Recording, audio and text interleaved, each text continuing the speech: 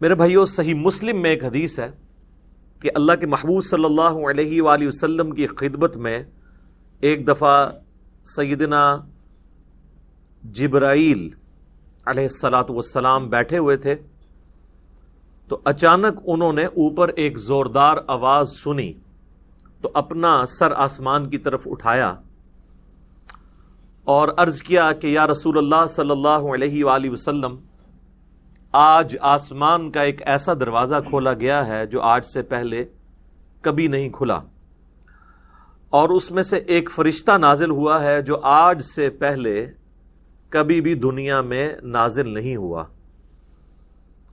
پھر اس فرشتے نے اللہ کے محبوب صلی اللہ علیہ وآلہ وسلم کی خدمت میں سلام عرض کیا، اور سلام عرض کرنے کے بعد اس نے کہا کہ اے اللہ کے محبوب صلی اللہ علیہ وآلہ وسلم، میں آپ کو اللہ تعالیٰ کی طرف سے 2 نوروں کی بشارت دیتا ہوں جو آپ سے پہلے کسی پیغمبر کو عطا نہیں ہوئے۔ نمبر 1، فاتحۃ الکتاب یعنی سورۃ الفاتحہ، اور نمبر 2، خواتیم سورۃ البقرہ، سورۃ البقرہ کی آخری آیات۔ اب یہاں پہ عربی کا جو ورڈ استعمال ہوا ہے وہ خواتیم ہے، اور عربی میں جمع کم از کم 3 سے شروع ہوتی ہے۔ عربی میں واحد ہے، اس کے بعد تثنیہ ہے اور پھر جمع، جیسا کہ مشرق یہ سنگولر کا صیغہ ہے، اور مشرقین 2 مشرقیں، اور مشارق 3 یا 3 سے زیادہ مشرقیں۔ تو یہ خواتین کا لفظ استعمال ہوا ہے، یعنی ایٹ لیسٹ 3 آیات۔ تو یہ واحد حدیث ہے جس میں سورۃ البقرہ کی آخری 3 آیات کا ذکر آیا ہے، جو آج ہم نے کور کرنی ہے، للہ ما فی السماوات و ما فی الارض سے لے کر آنورڈ اینڈ تک۔ ایک اور حدیث ہے، صحیح بخاری اور صحیح مسلم دونوں میں حدیث موجود ہے، اور یہ اسپیسیفکلی ہمارے صبح و شام کے اذکار میں بھی شامل ہے، جو بلو کارڈ کے اوپر ہم نے ریفرنس دیا ہوا ہے کہ اللہ کے محبوب صلی اللہ علیہ وآلہ وسلم نے فرمایا کہ جو شخص بھی رات کے وقت سورۃ البقرہ کی آخری 2 آیات پڑھ لے گا تو اسے ہر چیز سے کفایت کر جائیں گی۔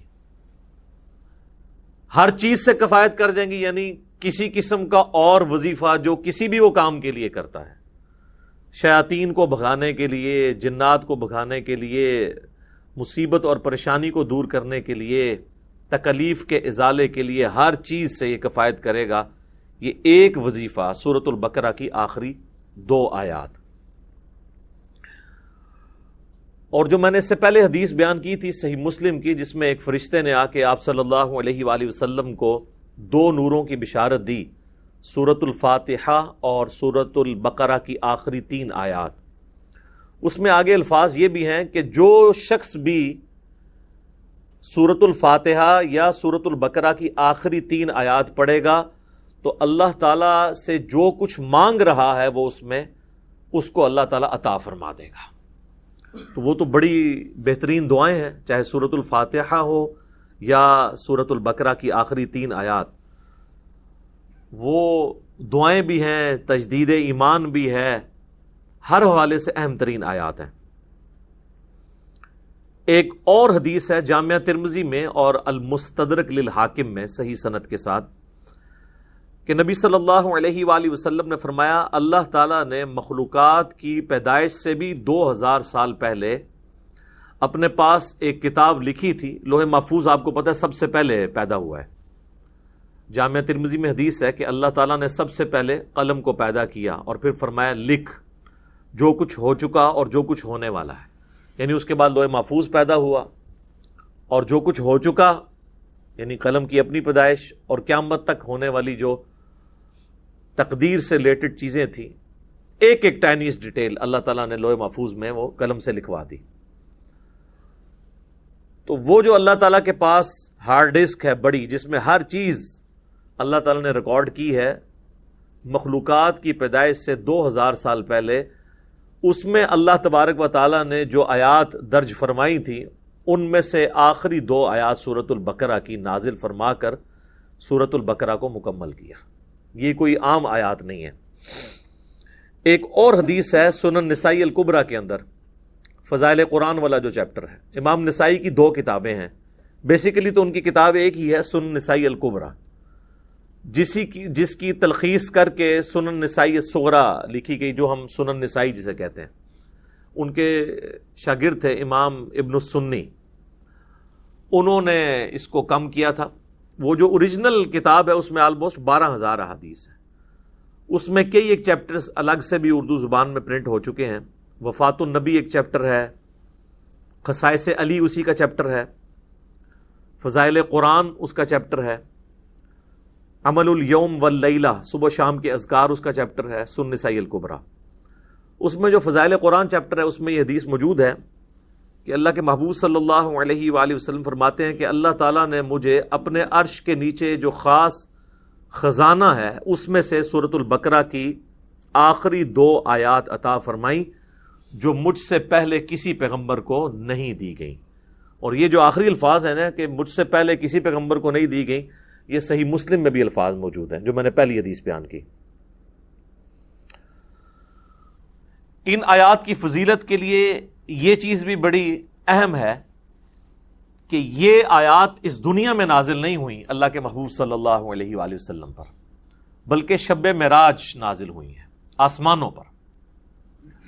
صحیح مسلم کے اندر موقوفاً ابن مسعود رضی اللہ تعالیٰ عنہ کی حدیث ہے، یعنی ان کا قول کہ شب معراج اللہ تعالیٰ نے اپنے محبوب صلی اللہ علیہ وآلہ وسلم کو 3 انعامات دیے تھے۔ نمبر 1 5 نمازیں، نمبر 2 سورۃ البقرہ کی آخری 2 آیات، اور نمبر 3 جو کوئی بھی آپ صلی اللہ علیہ وآلہ وسلم کا امتی شرک نہیں کرتا ہوگا، at the end of the day اللہ تعالیٰ اس کو معاف فرما دے گا، چاہے وہ اپنا عذاب بھگت کے، لیکن الٹیمیٹلی جو بخاری مسلم میں حدیث ہے کہ آخری دفعہ اللہ تعالیٰ مجھے اس چیز کی بھی اجازت دے گا کہ میں دوزخ میں سے اس شخص کو بھی نکال دوں جس کے دل میں رائی کے دانے کے برابر بھی ایمان ہے، یعنی جس نے، ایک اور حدیث میں بخاری مسلم کے الفاظ ہیں، جس کے پلے سوائے اس کے کوئی نیکی نہیں ہوگی کہ صرف اس نے ایک دفعہ کلمہ پڑھا ہوگا۔ لیکن یہ بالکل اینڈ پہ ہے، یعنی یہ نہیں ہے کہ یہ کلمہ پڑھنے سے ہی جنت مل جانی ہے۔ واللہ عالم، وہ 1000 سال لگیں، لاکھ سال لگیں، کروڑ سال لگیں، وہ اللہ کو پتہ ہے۔ اللہم اجرنا من النار، آمین۔ یہاں تو لوگ بڑی آسانی کے ساتھ کہہ دیتے ہیں نا جی خیر ہے دیکھی جائے گی، کوئی مسئلہ نہیں ہے، اور انہی سے کہا جائے نا کہ آپ 10 سیکنڈ کے لیے موم بتی کے فلیم کے اوپر اپنا ہاتھ رکھیں تو نہیں رکھ سکتے، اور جہنم کے بارے میں کہتے ہیں دیکھی جائے گی، ایک پھیرا ہی لگے گا۔ تو بس یہ دیوانگی کی سوچ ہے، اس کا حقیقت کے ساتھ کوئی تعلق نہیں ہے۔ تو یہ میرے بھائیوں میں نے چند احادیث بیان کر دیں سورۃ البقرہ کی آخری 3 آیات کی، اور اس میں سے بھی اسپیسیفکلی آخری 2 آیات، آمن الرسول بما انزل الیہ من ربہ والمؤمنون سے آنورڈ۔ ان آیات کو پڑھنے کی روٹین بنائیں، اور چونکہ بخاری مسلم میں الفاظ ہیں کہ جو رات کے وقت میں پڑھ لے گا اسے ہر چیز سے کفایت کریں گی، تو رات کی ڈیفینیشن شریعت کے اندر مغرب کے بعد رات شروع ہو جاتی ہے، غروب آفتاب کے ساتھ ہی۔ اسی لیے سورۃ البقرہ میں آیا نا کہ روزے کو رات ہونے تک مکمل کرو، تو رات شریعت میں غروب آفتاب کے بعد سٹارٹ ہو جاتی ہے، کیونکہ چاند بھی آپ دیکھیں اگلے مہینے کا سٹارٹ جو ہے وہ رات کے وقت چاند نظر آ جاتا ہے، مغرب کے فوراً بعد ہی۔ پہلی کا چاند تھوڑی دیر کے لیے نظر آتا ہے مغرب کے فوراً بعد، تو مغرب کے بعد بھی آپ ان آیات کو پڑھ سکتے ہیں، عشاء کے بعد بھی پڑھ سکتے ہیں، رات کو سونے سے پہلے بھی پڑھ سکتے ہیں۔ اس کی روٹین بنائیں اور اسے کبھی سکپ نہ ہونے دیں۔ کوئی مشکل وظیفہ نہیں ہے، سارے وظائف کے اوپر بھاری ہے یہ وظیفہ، اور کچھ عرصہ آپ اپنی روٹین بنائیں گے تو آپ کو یہ خود بخود زبانی یاد ہو جائیں گی، آپ کو کوئی اس کے لیے محنت نہیں کرنی پڑے گی۔ آخری 3 آیات کا وظیفہ بنا لیں، للہ ما فی السماوات و ما فی الارض۔ ویسے عموماً پبلک کے اندر تو جتنی بھی احادیث مشہور ہیں وہ آخری 2 آیات سے ریلیٹڈ ہیں، لیکن آج جو میں نے آپ کو صحیح مسلم کی ایک حدیث بتائی ہے نا، اس میں چونکہ خواتین کا لفظ ہے تو آخری 3 آیات، اس لیے آپ دیکھیں گے قرآن حکیم میں سورۃ البقرہ کا جو آخری رکوع ہے نا وہ انہی 3 آیات پہ مشتمل ہے۔ تو اب اپنی روٹین اگر کوئی شخص آمن الرسول سے پڑھتا تھا تو وہ اس کو پیچھے لے کے آئے، للہ ما فی السماوات و ما فی الارض، یہاں سے لے کے آنورڈ اس کو پڑھنا شروع کریں۔ چند دن آپ پڑھیں گے تو خود بخود آپ کو یہ آیات زبانی یاد ہو جائیں گی، کوئی بیٹھ کے پوری انٹینشن کے ساتھ یاد نہیں کرنی پڑیں گی۔ اس کا آسان طریقہ یہ ہے کہ نماز مغرب یا نماز عشاء کے بعد مسجد سے نکلنے سے پہلے یا گھر میں سنتیں ادا کر رہے ہیں تو مصلی کو اٹھانے سے پہلے مصحف ہاتھ میں پکڑیں اور اسے ایک بار پڑھ لیں اپنی روٹین کے اندر۔ آج کل تو اسمارٹ فون ہے، کوئی ایشو نہیں ہے، موبائل فون کھول کے بھی اس میں بھی پڑھا جا سکتا ہے۔ یہ وظیفہ ضرور اپنی زندگی کے اندر لے کر آئیں۔ اس میں آپ دیکھیں گے کہ سٹارٹ تو اللہ تعالیٰ کی تعریف کے ساتھ ہوا ہے، للہ ما فی السماوات و ما فی الارض۔ اس کے بعد کچھ کریٹیکل چیزیں ڈسکس ہوئی ہیں کہ اللہ تعالیٰ گرفت فرما سکتا ہے، جو کچھ تم دل میں چھپاتے ہو یا ظاہر کرتے ہو، کچھ بھی اعمال ہیں وہ اللہ تعالیٰ اس پہ گرفت کر سکتا ہے۔ انشاءاللہ میں اس کی تفسیر بھی بعد میں بیان کروں گا۔ اور اس کے بعد پھر ایمانیات کا ذکر ہے، جو بیسیکلی 3 مسلمانوں کے عقائد ہیں، عقیدہ توحید، عقیدہ رسالت اور عقیدہ آخرت۔ ان 3 عقائد کی تجدید ہے اس کے اندر۔ عموماً آپ نے دیکھا ہوگا نا، لوگ کہتے ہیں رات کو مرنے سے پہلے جی آپ نے جو ہے نا وہ تجدید ایمان کرنی ہے۔ ظاہر ہے موت ہی ہے نا، نیند۔ صحیح بخاری میں حدیث ہے کہ آپ رات کو سوتے ہوئے کیا دعا مانگتے ہیں؟ اللہم بِاسْمِکَ اموت و احیا، اے اللہ میں تیرے نام کے ساتھ مرتا اور جیتا ہوں۔ تو وہ آپ مر رہے ہوتے ہیں۔ سورہ الزمر کے اندر بھی اللہ تعالیٰ نے فرمایا کہ اللہ تعالیٰ جو ہے وہ رات کو تمہارے نفس کو قبض فرما لیتا ہے، اور جس کی زندگی باقی ہوتی ہے اس کی روح واپس بھیج دیتا ہے، اور جس کو اللہ تعالیٰ نے موت دینی ہوتی ہے اس کی اپنے پاس روک لیتا ہے۔ اچھا، پھر صحیح بخاری میں جو سو کر اٹھنے کی دعا ہے وہ کیا ہے؟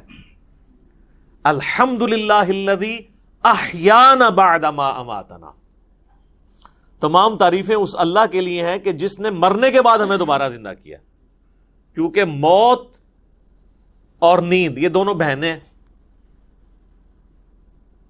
تو رات کو مرنے سے پہلے یا سونے سے پہلے آپ دیکھتے ہیں کئی لوگ ہیں رات کو سوتے ہیں اڑتے ہی نہیں صبح۔ تو رات کو سونے سے پہلے ایٹ لیسٹ ایک دفعہ تجدید ایمان کا موقع مل جاتا ہے کہ ہم اپنے ایمان کو ریپیٹ کر لیں۔ اگر دن میں کوئی غلطی سے زبان سے کلمات نکل گئے تو اللہ تعالیٰ کے حضور اپنا ایمان دوبارہ سے رینیو کروا لیں، اور وہی یہ دعائیں ہیں، آمن الرسول بما انزل الیہ من ربہ والمؤمنون کل آمن باللہ وملائکتہ وکتبہ ورسلہ۔ یہ ساری ایمانیات ہیں۔ اس کے بعد دعائیں ہیں اللہ تعالیٰ سے، اور پھر سورۃ البقرہ کا اینڈ ہوتا ہے۔